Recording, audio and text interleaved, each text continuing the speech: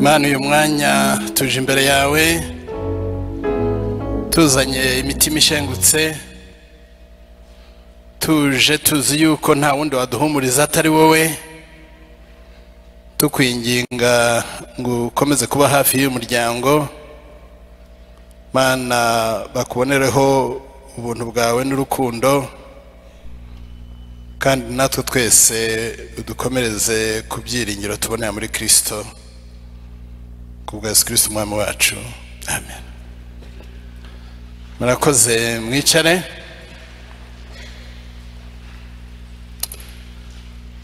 Dr. yadusomeye amagambo yo muri Yohana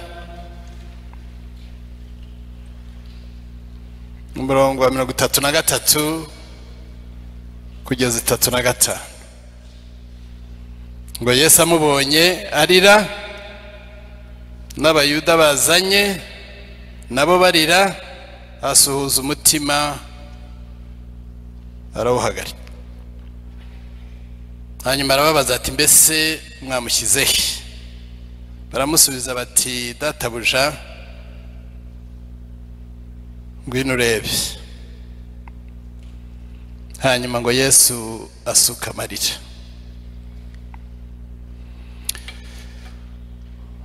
Ibi bitubwira yuko Yesu azi imibabaro yacu, azi ahatubabaza. Imana izi imibabaro yacu,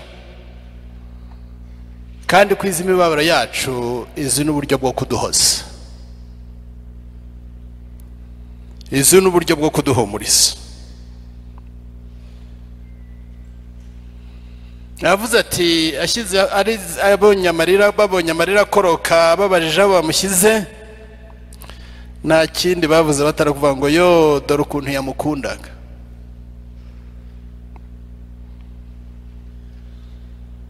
Yesu yarazi yuko mu mwanya muto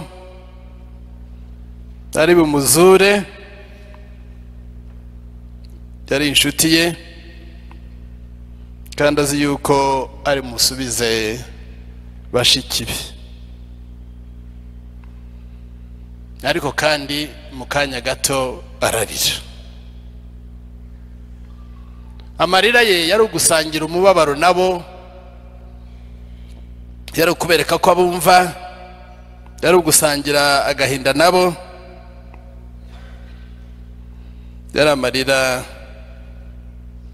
acecetse, atavuze induru nyinshi nk'uko bamwe bariho babikora. Rero bene data, bavandimwe, inshuti z'umuryango wa Amoti,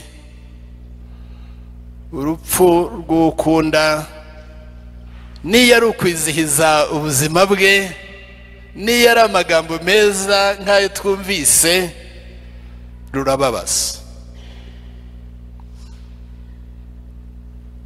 Niyo abantu bavuga meza,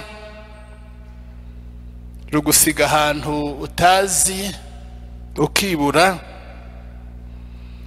Niyo wihanganye ukavuga amagambo meza nk'aya Mota avuga, nk'abavandimwe bavuze, hari akanya agahinda kaza kakakwihererana ukibuka. Noneho rero yari umubyeyi, cyangwa se umwana, cyangwa se umuvandimwe, cyangwa se inshuti, hari ahandi hantu bigukora. Nawe mwumvise ubuhamya, umubyeyi waguhahiye, umubyeyi waguhetse, umubyeyi wigomwe byinshi, kumubura bitera agahinda. Nanjye ndi umusaza, naho ngeze hari igihe nicara mwibuka data. Hari igihe nari muri Amerika, mama yaje kudusura, amarana natwe igihe. Hanyuma yicara ku ibara ry'inzu turaganira, hanyuma ninjira mu nzu. Ngarutse yaramaze akanya asa nk'uwiherereye, arambwira ati mwana wanjye, ati so yagiye kare. Kimwe cyo ndazi ko yari yishimiye aho tugeze naho turi nuko tubayeho, kandi hari hashize igihe data yaragiye, ariko ntibyambujije kujya mu nzu, subira mu nzu nihuta, ntangira kwihanagura amarira. Hari ibihe nk'ibyo rero Amoti, hari ibihe nk'ibyo Foyibi nakumenye ntarakubona numvise inkoni za Amoti ariko wagize neza n'ubuzagaruka umucisha akanyafu kuko hari hatatworohera, ubwo tuzabikubwira muri makeya. Kubura umubyeyi waguhetse, ukabura umubyeyi waguhahiye mu buhunzi, ukabura umubyeyi wakwitayeho, wakwigomwe, ukaba umubyeyi wabaye inkingi, birababaza. Turabivuga gutya, uraseka gutya, ariko hari igihe kazajya kaza kakakwihererana, bitera agahinda katoroshye. Maze Yesu arize bati dore ukuntu yamukundaga. Turaseka ariko kandi dufite amarira. Guseka ni ukwizihiza ubuzima bwe, amarira arakwiye rwose, n'agahinda kandi birumvikana.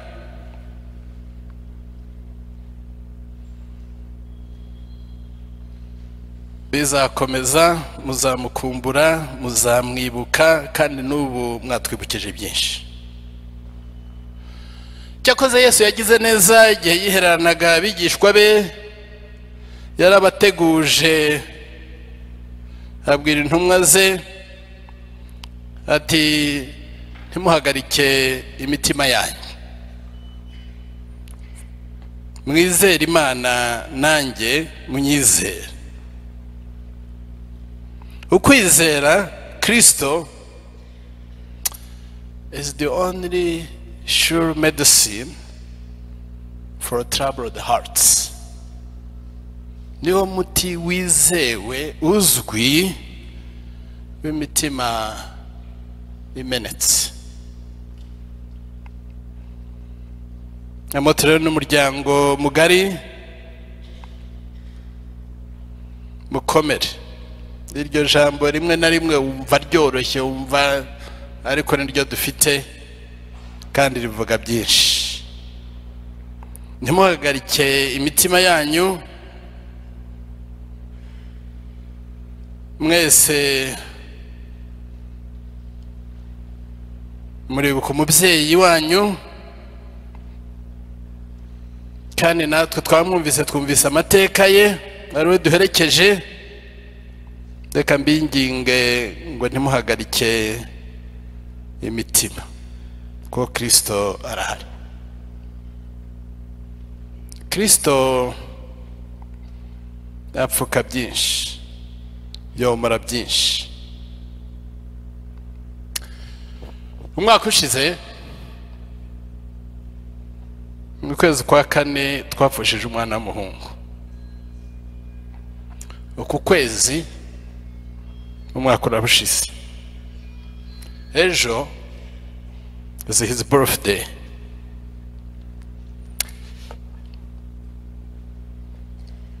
Tumwita Big Eddie.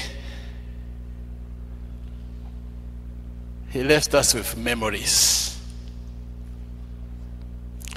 Hari umusaza wambwiye ati niko sha, umusaza witwa Gahima kakagera kanirwe ati niko sha, ati wa muhungu wawe ati yaraguterewe akaguterewe ikigori, unafata gutya mu ntoki.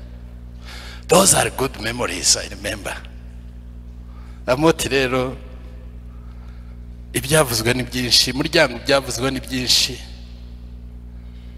Izo memories, ibyo byiza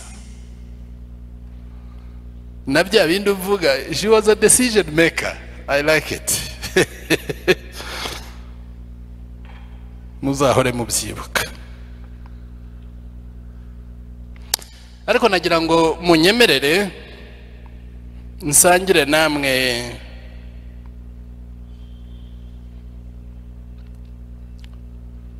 bimwe mu byadukomeje nk'umuryango kandi namwe nizera yuko byabakomeza. Uburyo Imana ihoze, uburyo Imana ituba hafi, kimwe n'ibyiringiro dufite muri Kristo Yesu. Hope in Christ.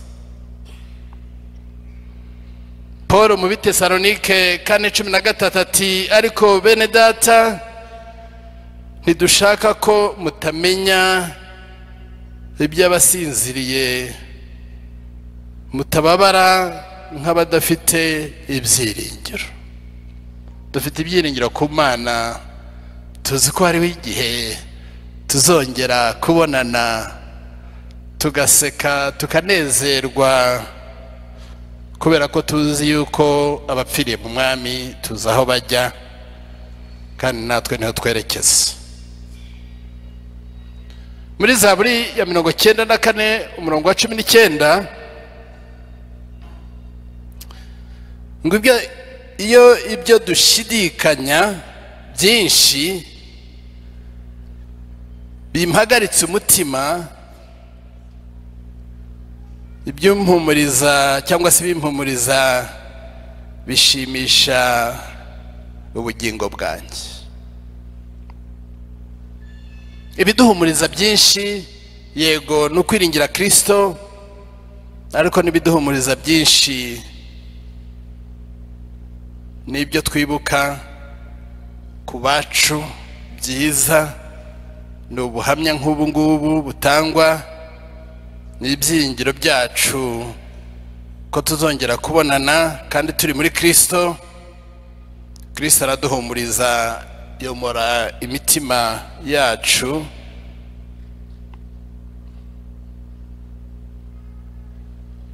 cyane cyane iyo tumwirukiye.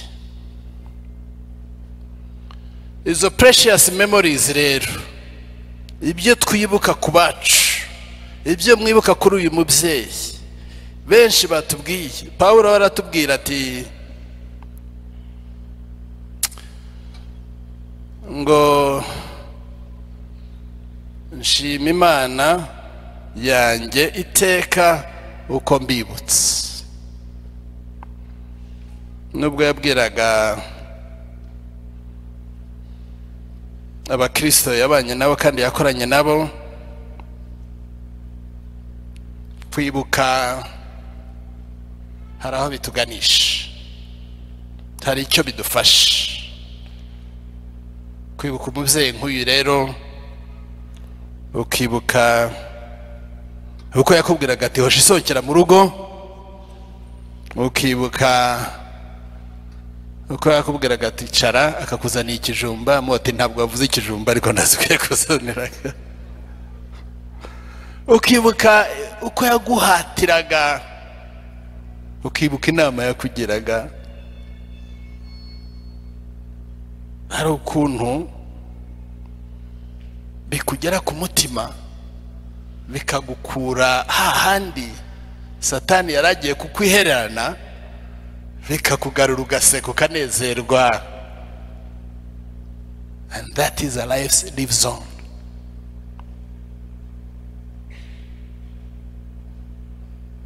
Muri ibyo rero bidufasha Imana ikoresha kuduhumuriza n'ibyiringiro muri Kristo, nizo good memories dukomeza tugendana n'umuryango. Icya gatatu, love of a family. Umuryango, urukundo rw'umuryango, urukundo rw'inshuti, urukundo rw'abavandimwe. Imana izi uburyo dukomeza mu magambo meza batubwira, bakubwira amagambo y'ubugwaneza, amagambo y'ubutwari, amagambo ahumuriza, amagambo yibutsa ineza n'ibyiza n'urukundo rw'uwawe, rukakuba hafi. Amooti niwe ujya unyegera ukambwira ngo Eddie was a big boy with a big heart. Bene ayo magambo arakomeza. Hazagira abayakubwira ku mubyeyi wawe, hazagira abayabwira inshuti zawe, hazagira abakwibutsa urukundo rw'umubyeyi wawe kandi umubyeyi wanyu kandi umubyeyi wacu. Birakuterura, birabaterura, birabakomeza, birabahumuriza.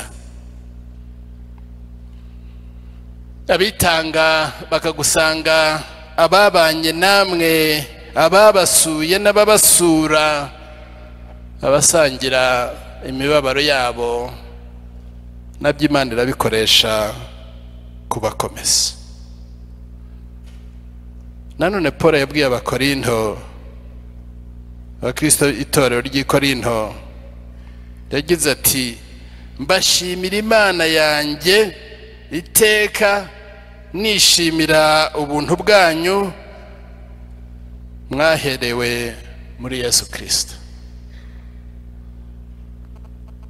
Ubuntu bw'abantu, ineza y'abantu, urukundo rw'abantu, ugutabara kw'abantu, bibabera impamba, bibakomeze, bibibutse ibitari bike ku muzehe wanyu. Icya kane ni ijambo ry'Imana. Zaburi 119 umurongo w'165 aravuga ngo, abakunda amategeko yawe bagira amahoro menshi. Ijambo ry'Imana riradukomeza, ijambo ry'Imana riratwigisha, ijambo ry'Imana riduha umurongo. Iyo wihebye, iyo hari ikikuremereye, usoma ijambo ry'Imana. Mu masezerano yayo Imana ifite uburyo idukomeza. Rero urumva yuko atari mu byiringiro byacu muri Kristo gusa, atari mu byo twibuka gusa, atari mu rukundo rw'umuryango n'inshuti gusa, ariko no mu ijambo ry'Imana. Icya gatanu, amasengesho. Nanone ijambo ry'Imana riravuga ngo ntitukagira icyo twiganyira, ngo ahubwo byose tubimenyesha Imana, twinginga, tuyisaba, ngo kandi tunayishima. Ni amagambo akomeye, ariko muri cya gihe gikomeye, muri cya gihe kaje kandi kazaza, bana b'uyu mubyeyi, buzukuru, nshuti, bavandimwe, muzajye mwegera Imana, mujye mu masengesho, musome ijambo ryayo, nayo izabakomeza kandi izabakomereza uwo murage w'urukundo, umurage wo kugira neza no kugwa neza. Hanyuma icya gatandatu,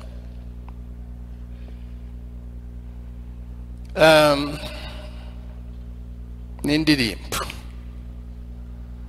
Hari indirimbo zigira ahantu zigukura zikagira naho zikugeza.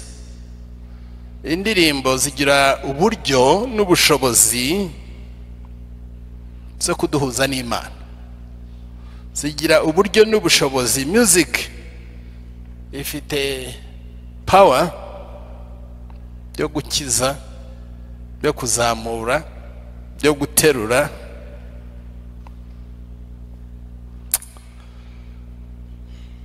yo kongera kuguhuza, kuguconnectinga na situation iguhumuriza. Indirimbo umuntu umwe yaranditse ngo this song, cyangwa se yarabivuze simbizi, ngo this song brings me comfort when I need it. I could listen to it over and over and never tire of it.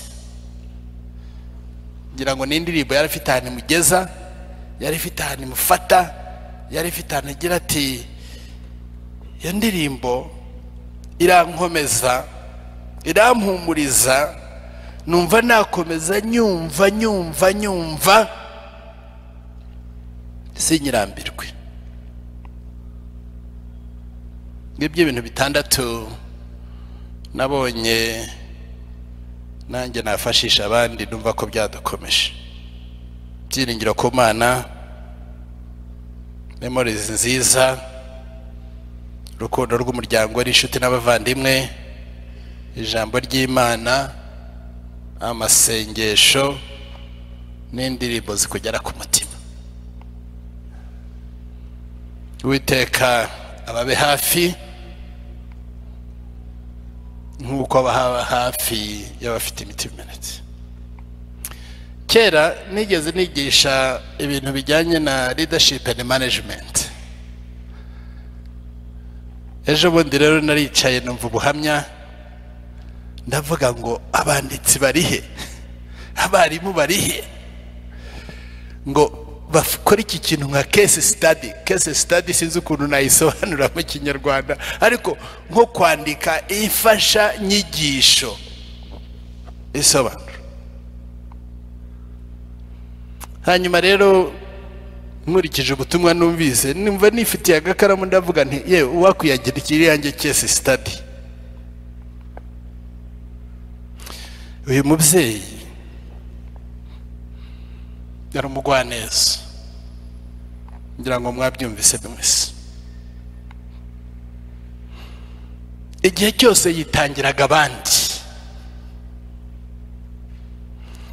Uyu mubyeyi yari afite communication skills zitangaje, azi kuvugana n'abantu, azi kubana n'abantu, azi gushyikira imitima y'abantu. Uvuga resilience gupfusha umugabo ukiri muto nk'uko, ukarera abana bagakura, ukarera n'aba bandi batigeze kumenya ko ari aba bandi kubera urukundo, ukabigisha, uje wese akaza gusanga, hakaba n'abagusanga barangiza bagatera utwaye bakigendera, kandi ukongera ukabakingurira. Ntabwo byoroshye. Hari ikintu giharawe muri iki gihe cyo kuvuga ngo emotional intelligence. Niba hari umuntu numvise uri emotionally intelligent, n'uyu mubyeyi. Sinzi ukuntu nasobanura emotional intelligence, ariko ni umuntu ufite amarangamutima arimo ubwenge bwinshi, kandi ni umuntu ushobora kwiyadabuta ahantu ariho hose. Umubyeyi uciye bugufi.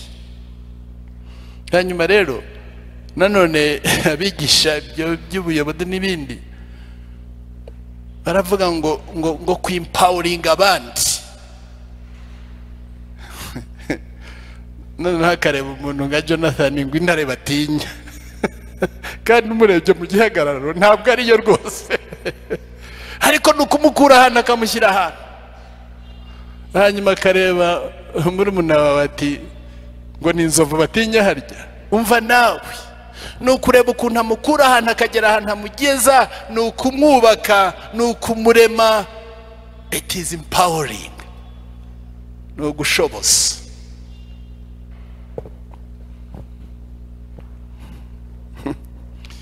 None bakavuga ngo umuyobozi mwiza ni inspiring abo bakorana cyangwa se abafatanije. None se inspiring, hari inspiring irenze kuvuga ngo intare batinya, inzovu batinya, hoshigenda akakwibutsa so, nabyo hari icyo biba bivuze, hari icyo ababonye, hari icyo abayungutse. Rero Amooti uzafata agakaramu urebe izo leadership skills za mama, urebe izo abilities, benshi twazungukiramo. None muri Yesaya 10:10 ngo ntutinye, ntukibehebe, ngo nzajya ngukomeza kuko ndi kumwe nawe kandi ndi Imana yawe. Ayo ni amasezerano akomeye cyane. Mu Migani ndangiza havuga umugore ugira ubuntu ngo ahorana icyubahiro. Uyu mubyeyi ubuntu bwe mwabwumvise, hari icyubahiro kirenze amagambo meza n'ubuhemwa byiza twumvise. Icyubahiro yari agifite kinini kandi. Ngo umugore mwiza ngo abumbuza akanwa ke ubwenge, kandi itegeko ry'ururimi rwe riva ku rukundo. Amade yavuga ati yakubwiraga yagutegekaga, ariko nta kindi, ni ku rukundo. Ni mu rukundo, ni mu rukundo. Aya magambo nayo ni meza. Abumbuza akanwa ke ubwenge, kandi itegeko ry'ururimi rwe riva mu rukundo. Hanyuma muri iyo zaburi n'ubundi haravuga ngo aramburira abakene ibiganza. Nabyo ngira ngo byumvikanye mu buhamya twumvise. Reka mukomeze uwo murage mwiza, reka mukomeze iryo shyaka, reka muba abanyabuntu, muba abagwaneza, mube mukundane kandi mukunde, maze za mbuto z'umwuka wera Kanoni yavuze zigaragaje mu bihe byinshi muzimukomereze, zibabere ikibaranga, kandi izo memories zibakomeze. Mu izina rya Data n'iry'Umwana n'iry'Umwuka wera. Amen.